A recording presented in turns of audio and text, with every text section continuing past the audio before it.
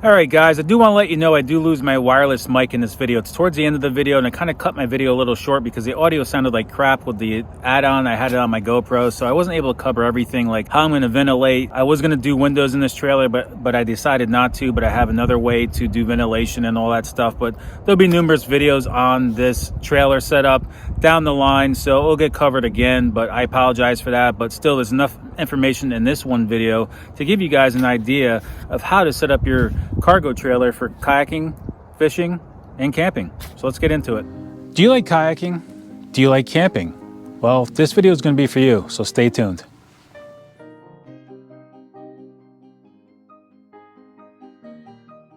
So if you guys been following along on my channel, you know I've had multiple trailers for kayak fishing.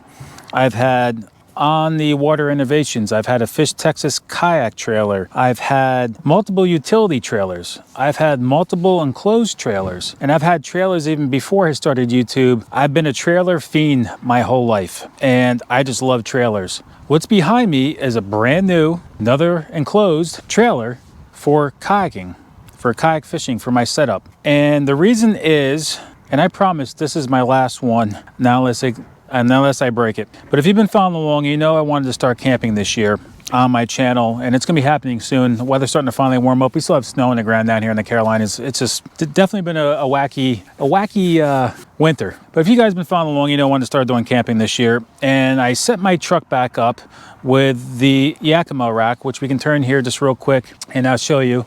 I got the Yakima rack right there. And I had it on my truck before, then I took it back off, and then I put it back on because I was gonna get a rooftop tent. And all the tents I've been looking at, and I had, you know, a utility trailer with all my kayaks on it before, but I was looking at rooftop tents, and all the tents that I wanted were I found a couple for like less than $2,000, but like $4,000 or $5,000. Then I got thinking, you know, my wife's older, my son's young, and all three of us up in the tent in the middle of the night. And, you know, in case my wife has to go down and use the potty, or my son, in the middle of the night, I could just see one of them coming down the ladder and just getting their foot caught or slipped off, fall. And it's like, you know what? For the price that I'm going to pay for a tent, and the possibility, or even myself coming down the ladder in the middle of the night and hurt myself, I'm almost hitting 50, guys. So, you know, every little fall, it could be a break. All the tents I was looking at, I'm like $4,000 or $5,000. Well, I might as well just buy another utility trailer. So this trailer behind me is a new trailer for kayaking and camping. No rooftop tent idea. That idea is out the window. So we are back to a enclosed trailer that's going to haul my kayaks, and it's going to be set up for camping. And I'm going to show you in this video in detail what I did to this trailer, why I ordered the one I ordered, and so forth and so on. I ordered this special. I didn't pick it off the lot. And I'm going to go over the pricing with this because you can get this trailer even cheaper than what I paid for it. Let's start doing a walk around. We'll do a walk around the outside. So this trailer is a 6x12 V-nose. And before, when I used to use the Hobie, I've had a 6x12 before V-nose, but it was made by a certain company and it was just a little bit longer on the inside to be able to carry the Hobie. But now I don't have the Hobie and I'm strictly running New Canoe. And I just thought about it. I was like, you know, what happens if New Canoe goes out of business, which I'll just buy a bunch of kayaks before they do, or if I want to change kayaks. And everything that I looked at, nothing is as long as the Hobie. So I was like, all right, 6x12 will work with a V-nose no matter how long the V is. So the interior dimensions of the floor itself on this particular model, it's made by Titanium Cargo, but I took all the lettering off it so it looks nice, is 13.8. That's going to cover all my kayaks that I need. You know, any of my Titans if I ever go to that, or Bonafides or anything like that, but I don't think I will. I'll probably be sticking with New Canoe anyway. But the 6x12 will work perfectly for me, and I wanted to get as small as I possibly could because I used to have a 7x14 V-nose, dual axle with electric brakes and all that good stuff. And man, I was getting like 8 miles per gallon towing it, and I had a diesel, and it was still just because I got extra tall and it just sucked the diesel down. So like, I don't need a trailer that big anymore, especially with the New Canoe. But this particular trailer, you can see I ordered white with the blackout package, and I purposely did that because the next vehicle and the vehicle after that, and probably the vehicle after that, I'm going to be going back to white. I've had dark color vehicles pretty much my whole life. I've only had one white pickup truck, so I plan on matching my next vehicle, which will be in about a year-ish, about a year and a few months, because I'm going to order it. I'm going to get white, probably with black rims. So that's why I particularly got this color, the white with the blackout package. And I think this combination looks good. It just looks good going down the road. And I was even going to do a gray with the blackout package. And you know, your standard white trailer, when you get them, is kind of blah looking. So adding the blackout package to it dresses it up. This is also a polycore exterior. So polycore is still aluminum exterior skin, but it has plastic behind it, and it's 0.80, you know, of a millimeter, an inch, however they do that thickness. So it's thicker. It keeps it a lot smoother looking down the side of the trailer. Makes it look a little bit more custom than just your standard regular 0.24 or 0.30 thickness metal that's screwed to every stud. This is semi-screwless. You can get basically screwless exterior, and they you know, glue on all the studs. This has 16 inches on center, but I wanted some screws in here just because down the line, I plan on keeping this for a long time. That glue or that tape, that double-sided tape that they use, will let loose eventually. At least with the screws, it's screwed every so often. I think it's skipping you know, 3 or 4 studs at a clip, and then it's, you know, glued in between, but then they still hit screws on every 2 to 3 studs on the trailer. So it gives it a good look. So this is 6x12 V-nose, 13 foot 8 inches on the floor, and I also got 3 inches added. I didn't want to do a 7 foot interior. I just did 6'6". Your normal trailer that you can get off the lot are 6'3", but you know, with the inside framing and adding lights, I didn't want to hit my head, and I used to get so many scars on my head when I had a regular height trailer. So this is 3 inches taller. So 6x12, 3 inches taller, so it has a 6'6" interior from floor to the stud, or the roof member, has 6 foot 6 inches. It's got the white with the blackout package, which has the black steel rims. Guy was asking me if I wanted to do aluminum. I'm like, that's all right. I don't have to waste the money on aluminum rims, even though it looked nice. Maybe down the line I will. So that's your physical sides of the trailer, and this will cover everything. Even a Hobie could squeeze in here, but you may have to, if you have any motor bracket in the back, it's going to be sticking out and be too long. So this fits all my needs, and I think it looks really good. So that's your sizing. That's how I ordered it. I got the polycore exterior and give it a nicer, non-wavier look, and it's also thicker, quieter. I'm going to show you what I did on the exterior. I did some alterations already to it, the way I normally do all my trailers. So we'll walk around, and you can see up there is a light, and I added that, and we'll go into the interior of this. So right away, I just did a little post on Instagram, and I wasn't going to change the wiring harness. You probably can get a shadow line because of the sun, but I did change the wiring harness. I wasn't to a 7-way, just because I do have constant power coming out of my truck, but I still think the 7-way with the big rubber cord is still a better, you know, a better look, a better connection, and it just ain't just your, you know, wrapped 4 wires. Even though they make a rubber cord 4 flat pin, I still change the wiring harness to 7-way. So I do have constant power sitting over here if I need it. But I wanted this trailer to be self-contained because of camping. So when I disconnect this trailer from my truck, I still have power on the inside, and I'm going to show you how I did that. But I do have the power there if I ever do want to throw, you know, maybe a battery charger inside, etc. I also added the NOCO, I think, N-O-C-O. I have a female plug right here, and it goes to a strip on the inside. So if I am somewhere where there is 120 volt power when I get to my house, I can plug an extension cord into that and charge all my batteries, just leaving them in the trailer. So that's just the basic exterior stuff I did. And I did add exterior lights. I got one there. It's like almost considered a porch light. So when I'm getting ready with the kayak in the morning or just for camping, I have a light here and a light here. And that all runs off of the battery source I have on the inside. We'll get this trailer opened up, and I'll show you the setup on the inside. And it's still going to be for camping, but primitive camping still, but I'm still going to have all the stuff that I need and I want. And you guys can set up your trailer however you guys want to set it. So the lighting may be off because I got some sun coming through the door, but you can see I have my kayak sitting on the floor, my new Canoe Unlimited. And let me go up inside here, and I'm going to show you what I got going on. You can see I got 2 Milwaukee batteries here. I'm going to hit the switches. That does my interior light, and what I'll do is I'll post a little picture that I took when it was inside the shop, when it was darker inside, so you can see how bright these lights are. But this all runs off of the Milwaukee M18 batteries. This way it's self-contained, and the reason why I got these lights too is that they're a 3000K color, so they're not like that bright white like my outside porch lights. Gives a little bit of a softer light when you're, you know, sitting in here or sleeping in here or whatever for camping. And they also have individual switches, so I don't have to have all 4 of these lights on when I'm in here camping. And the bed platform's gonna be sitting back here. That's what all that lumber stays back in this trailer for, is for the bed platform. But I'm going to show you how that's set up too. But I can just turn off and just leave one over here, and I could just, you know, the platform will be about this height, and I could just reach up and turn it off before I go to bed. But all these lights here and my exterior porch lights, which you can see there in the back, run off of M18 Milwaukee batteries. and they are switched separately. There's built-in switches where those batteries plug into. Now, if you have DeWalt, Ryobi, Makita, if you go on Amazon, you can find these little power sources for your particular model, or you can run them off of any 12-volt battery source, and these are M18, so they're obviously 18-volt lights. So most of your LED lights will run from like 9 to 36 volts. You just have to confirm when you buy lights for your trailer that you have that range, because if they only run at 12 volt, you're going to have to run a 12 volt, which an option to do that would be is a little, Nocqua battery that I use on my Kayak. These run at 12 volt.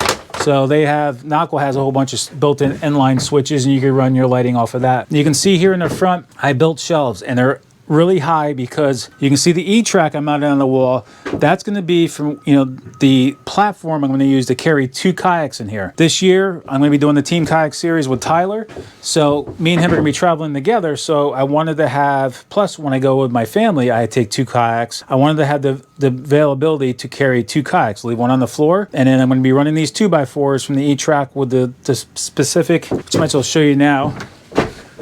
Oh, they're up in this tow. I'll show you when I set it up, but they clip into the E-track. You lay the 2x4s in, and it gives me my platform, and I got some plywood there. I am going to be running a full-size queen mattress in here, too, as well. So when I go camping and kayaking, I basically just... The mattress I'm going to have will be sitting here in a bag. It folds up 4 times. It's a full-size 4-inch queen mattress. My grill can go in here because I'm going to get like a little grill for camping, my fire pit ring. Everything will basically go around my kayak. When I get to camp, pull out my kayaks, this one, the one up top here, I can leave them, outside of my trailer and locked up with a cable lock at night. And if somebody's creeping around my trailer at night, I'm going to hear them anyway. All my, my kayak and everything, both kayaks or one kayak will come out by itself, and it gives me the availability to set up my platform for my bed, and I'm going to show you how easy that is. But before we get into that, I might just walk through everything else here. But yes, I got E-track on both sides at a specific height that clears this kayak with everything on it, my black pack and everything, to be able to run the kayak on top of it. Now, if I want to carry 3 kayaks, that's still doable. I can just kind of put them against a wall, slanted like this, and kind of butt them against each other, and it kind of looks like a V or a little bit of a V or a U sitting in here, and can just run and go underneath that shelf. So it is possible. Or if I really want to, I could put another set of E-track up higher down the line and fit it in between those upper shelves there. But those shelves there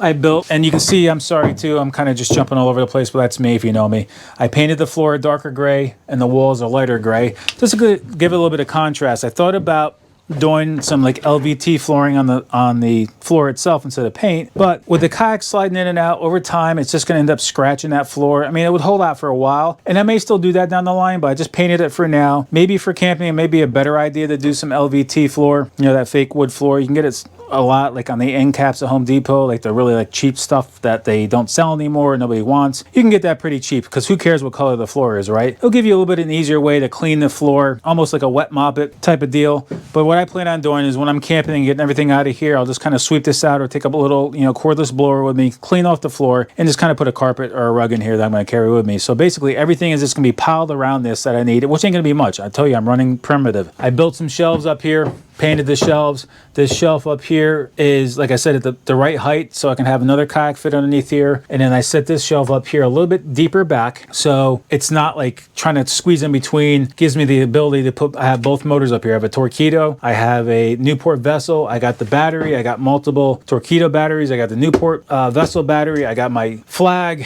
I got my paddle. I'm going to throw another paddle up here when my wife comes with me and my family. I got my catch board, I got my throttle thingies, I got everything up here. Up here, I do have a pair of jack stands. I got a jumper pack, and I got the cleats that go in to hold the 2x4s. I have my fishing rod holders here, which is just inexpensive Cast King ones. You can get them on Amazon, and I also mounted some up top here as well. So when Tyler's coming with me, I can just stick his up there, keep them bungeed up so they don't fall down just in case. And I can carry, when my son comes with me, that's 6, and that's 6. I can hold a total of 12 rods. That's enough. If you carry more than 12, you're just insane. So that's about it as far as what I did to this trailer. I did add a piece of E-track up front with an E-track spare tire mount. I'm going to keep my table there all the times. I'm going to put some camping chairs. That stuff's going to stay in here because I can use that when I go kayak fishing. May want to set a table up and hang out and have some lunch afterwards. I got some hooks up here to hang my life jackets, and I do have a little 5-gallon bucket there, guys.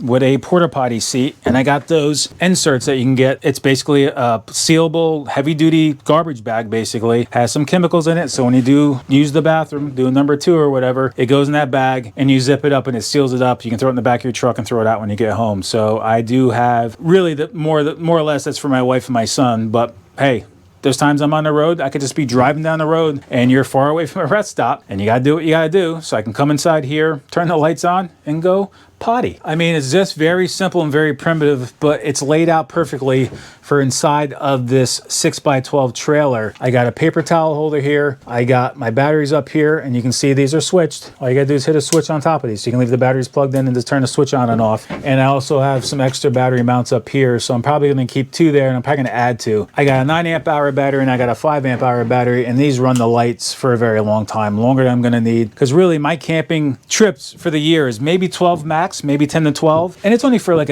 maybe 1 or 2 nights max. So they're gonna be short trips. It's not gonna it's gonna be when it's not super hot and not super cold. Give my son the experience. My wife will come every now and then, so it's not gonna be long trips. And if I'm traveling for kayak fishing, this is also an inexpensive way for me, like I said, if it's not too hot or too cold, to actually just sleep in my trailer. I can pull this out, like I said, pull my kayak out, but I actually don't have to do that when it's just me. If there's only one kayak in here, if I set this platform up, I can just jump over, walk down the side here. I can slide this kayak over a little bit and just jump on top of this. So I don't really have to take my kayak out when it's just me, and I can sleep on the bed. But it's going to be for short camping trips. This trailer is still primarily for kayak fishing, but I wanted to add camping, like I said, so my son can have fun, take him to a lot of cool places where we can just get off the grid, have some fun, and just be on water. I found a ton of places here I can go to that's close to my house to start, see how he likes it, which I think he is. And what I'm also going to do too, I will be doing little tweaks.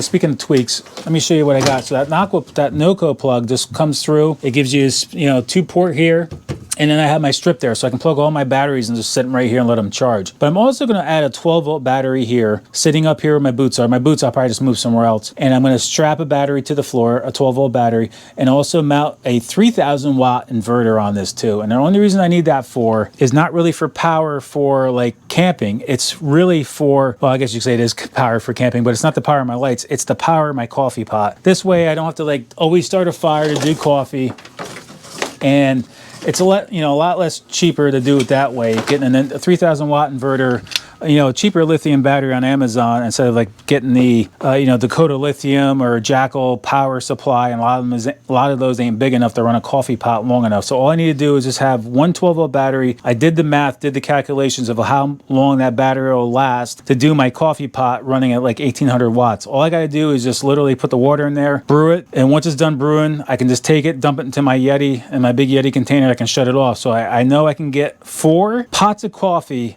off that 12-volt battery, and even maybe a little bit more. And who knows, maybe I'll even do 2 batteries down the line and just put them side by side. Somebody already said to me on a previous little short I did, they said, why don't you add some solar panels to the roof and to charge your batteries? That's a great idea, guys. But like I said, my camping trips are going to be short. So I don't need to be like off the grid for a week or 3 or 4 days and have a battery constantly charged. And worst comes to worst, if I need to, I could always hook the inverter to my truck battery, run that, and make a pot of coffee too. But I want to kind of keep everything self-contained and all that stuff. So I'll be adding little things to this for camping, but it's going to be still primitive. As I add some things, if it's worth talking about, I'll do separate video for it. But that's just an inverter and a battery, not a big deal. I could probably talk about that as I do maybe a 6-month review on the trailer and show you how everything's holding up. So like I was saying before, I still personally like the enclosed trailers because everything's out of sight, out of mind. The rooftop tent thing is a great idea. I think it was just me, but the camping is more for my son and my wife and myself to experience together. If I was just running by myself or I was a single person, I'd probably just do the rooftop tent and keep the utility trailer. Everything's locked up, watertight. If you get into a tournament, it's raining, your seat doesn't get wet. And I like keeping things drier, in my opinion, anyway. Just when I had that other enclosed trailer, it was just sucking my fuel down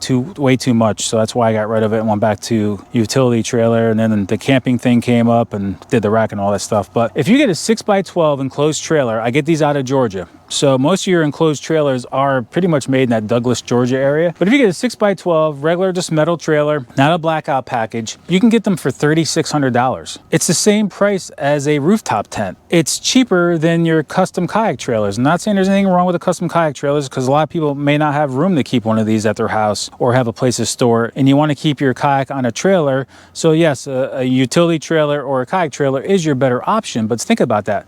The way I personally would want to build a kayak trailer to carry 3 kayaks, all my rod with the rod boxes, you know, the Yakima top water boxes that carry all my motors, my batteries and everything. By the time I get done with it, with like an on the water innovations trailer, I'm looking at $7,000. That's a lot of money for, not saying it's not worth it, guys, but just think about what the kayak trailers look like. It's a little bit of metal, an axle, some tires, some paint, and some bunks, and it's $7,000. You're paying for that American labor, and yes, they are made well, and I'm not bashing them because I've had them. It just doesn't suit me, guys, and I have a place to keep these things. So you can get a trailer like this, well, not particularly like mine, but like I said, a 6x12 from Douglas, Georgia. But you can, you know, it's worth the drive to get these trailers because you're paying for these trailers to go back, being shipped up to New Jersey or whatever. Cost effective for you to actually spend money and fuel to drive down to pick these up. So you can get this for $3,600 if you just got your standard trailer with no blackout package. This trailer here with the polycore exterior, the black out package, and the 3 inches added to the interior height to give me that 6'6", so I don't have to duck down, was $4,500. That's still cheaper than most of the rooftop tents I was looking at. It's still cheaper than your custom kayak trailer that you want to be able to carry all this gear and keep inside. It does, you know, cost a little bit more to tow it with fuel over a kayak trailer, but still, I locked this thing up. It looks nice and everything is done. I'm actually going to get special locks for the doors,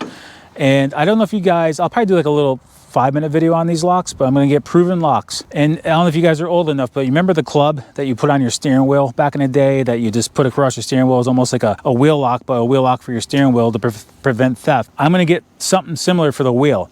And what it does is it goes through behind your wheel, attaches around the leaf spring of your trailer, comes through the holes of the rim of the tire, and it gets a lock on the front of that. You know, proven locks make a very heavy duty coupler lock, which is like unbreakable. But you know, when you are hooked to your truck like this and you go out on the water, you may just have a simple padlock on your tongue to lock your trailer on. That's a simple grinder, but that's going to prevent theft. Not saying it's unpreventable, but you'd have to cut this, you have to get underneath here with a grinder and really cut through it, and it's a really thick rod. Or even trying to get through the puck locks I'm going to get for this door, it would be tough. You can cut, you know, the bars themselves, but you're making a lot of noise. But to me, when I've been on the water in the past, I always think about, am I going to go back to not having a trailer when I get back? Because you can cut the coupler lock and just swing the trailer around and hook it to your truck. So that's why I'm going to get also the wheel lock. And they make like the big wheel locks, but it's on, that's still, you can cut through that. I like the wheel lock because it goes to your leaf spring. It goes to the rim of your tire. So you can't just remove the nuts, put your own tire on there and drive away with it. It's attached to the leaf spring. So I'll probably do a little separate video on that. Those locks are actually coming today, so I don't have those here for the video. But overall, it's more cost effective to me, and I think it looks pretty badass. I'm going to show you how the platform looks, how easy it is to set up. Oh, one thing too, people are saying, well, the kayak trailers you can wet launch with. You see how my doors are tied back right now? Same concept. I tie these doors back, right? And I don't even have to take the wheels out. I just get in, you know, just back this trailer. I've done it before. Back this trailer right up to the edge of the water. Don't get it submerged because you really don't want to get the wood wet. And just go in from the front, from the side door, and slide this into the water. You could step down here on the edge and tie it off like you normally would with a kayak trailer. But you can still wet launch with an enclosed trailer. I've seen guys actually do like PVC pipe and stuff and like slide off the back. I think that's a little extreme. I'm just going to get, if I ever want to wet launch this, it gets too heavy for me to do this, I'm just going to go through the side door, back this right up to the water, put it in the water, step down out of the back, walk it off to the side, and be done with it. But yeah, so here in a little bin I keep up top is the cleats. Let me show you what they look like. So they just mount inside the E-track, literally. That's it, and the 2x4 is resting between them. And what I did on the wall is I marked where these cleats need to go for my bed platform, more or less. And then for kayaking, I don't have to have so many, or I can just leave the bed platform up here and actually put the kayak right on top of the, you know, the platform itself if I wanted to. But I'm just going to run probably the 2x4s to do that. And what I did, I actually have a little piece of E-track way up front here to grab the front nose of the kayak. So there'll be a little piece here and a little, and another cleat over here. And there's actually a 2x4 that runs right in the front just to grab the nose because, you know, with the side door here, obviously I have a void between here and here. So I just got one more 2x4 capability up front here. And I just mounted a little piece of E-track on the right-hand side. But I marked the walls where I need to put this, especially for my bed platform.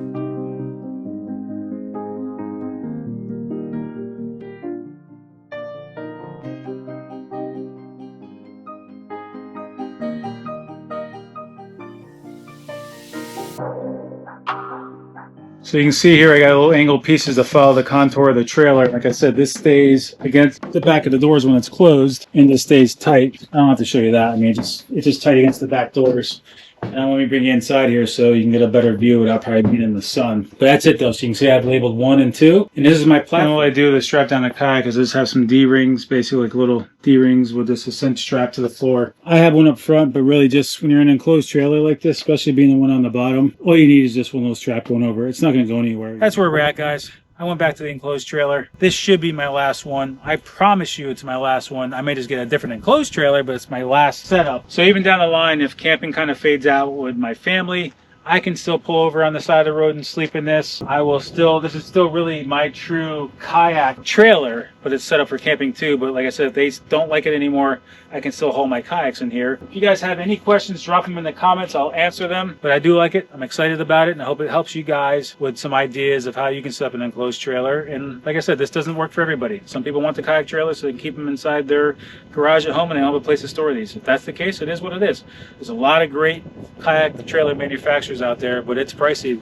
But once you buy it, you have it for life anyway, right guys? So as always, be safe on the water. I'm gonna get the hell out of here and leave you guys alone. All right, have a good day. Oh yeah, and what I always say, be safe on the water, and I'll catch you on the water. Now I'm done. I promise. I think. Catch you guys soon. All right, bye. I'm done.